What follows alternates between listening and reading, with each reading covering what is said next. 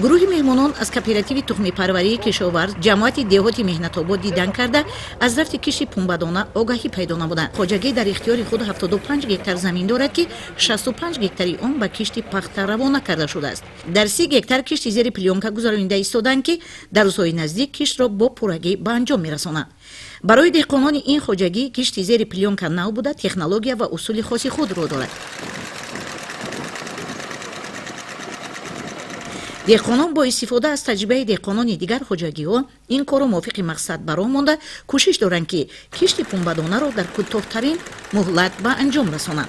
مهمانان و متخصصان ساحه کشاورزی از رفت کشت پنبه‌دانه اظهار قناعتمندی نموده تاکید داشتند که در سمت استفاده ثمرناک هر قطعه زمین با استفاده از آب و هوای مساعد کارو با سنگجانب نمایند تا که یگان قطعه زمین کارمی آبی بیکار نماند.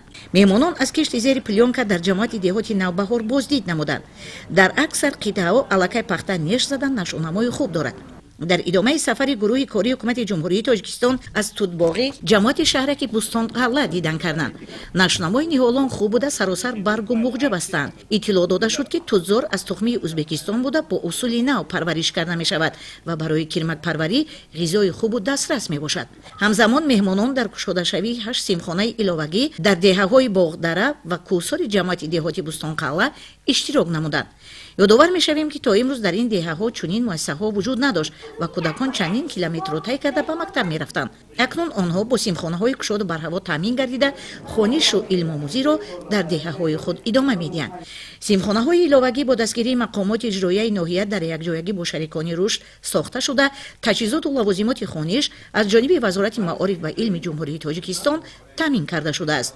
امروزها سیاست اجتماعی حکومت مملکت باعث گردیده است که حتی در دوردستترین گوشه و کنار ناحیه انشاءات ساحه معارف و تندرستی ساخته می‌شوند. سیمخانه‌های علاوگی برای خوانندگان صنف‌های ابتدایی در نظر داشته شده، هر کدام برای 200 جای نشست پیش بینی گردیدند.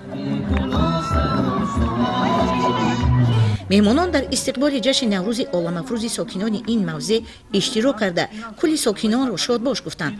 اطلاع داده شد که در روزهای استقبال جشن نوروز به استفاده دادن سیمخانه‌های علاوگی فعال نیک بوده از اقدام‌های نجیبانه ساکنان درک می‌دهد. این عمل‌های نیک و سازنده از دستور و سپارش‌های معارف پرورانه رهبریت عالی کشور منشأ گرفته میان مردم به حکم عنعنه درآمده است. با یک قطار آموزگاران فعال ناحیه به ساختمانچیان و فعالان دهه‌ها سپاسنامه و تحفه‌های پولی و مالی مقامات اجرایی حاکمیت دولتی ناحیه تقدیم کرده شد.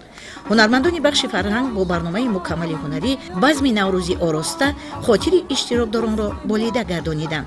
حسنزاده گلیزار، امام علی شریف، نمازعلی ارگش، اخبار، ناحیه کوشانیان.